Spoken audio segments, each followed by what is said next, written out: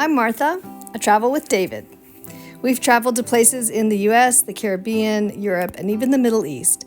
But for Memorial Day in 2024, we decided to stay closer to home and visit Colonial Williamsburg right here in Virginia.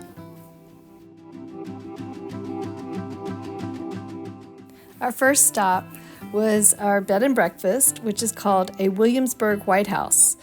This charming inn has very presidential themes.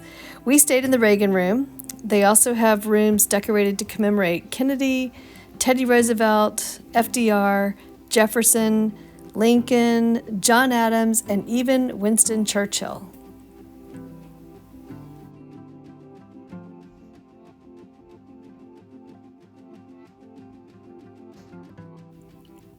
Even the common areas at the inn all have a presidential theme.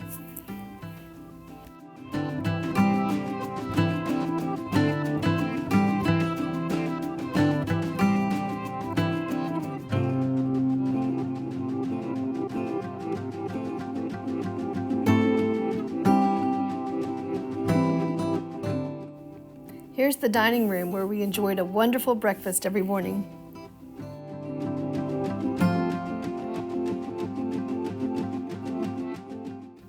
We even enjoyed some wine and some treats that first evening before we headed out to dinner.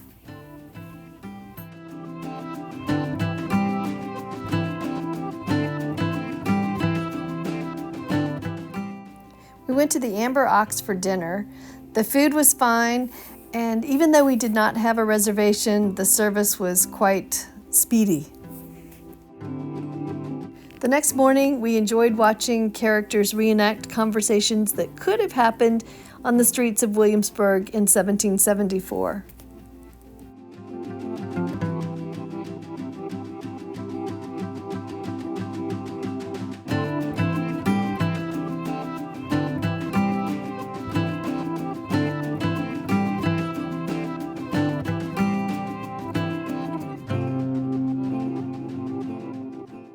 Even though we didn't have a reservation, we were still able to enjoy lunch at the King's Arm Tavern.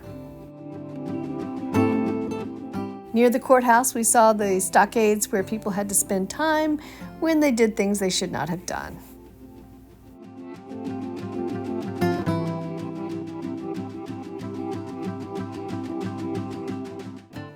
At the Art Museum, we enjoyed a performance of George and Martha Washington called The Widow and the Soldier. For dinner that night, we went to Barrett's, where the food was delicious and the service was great.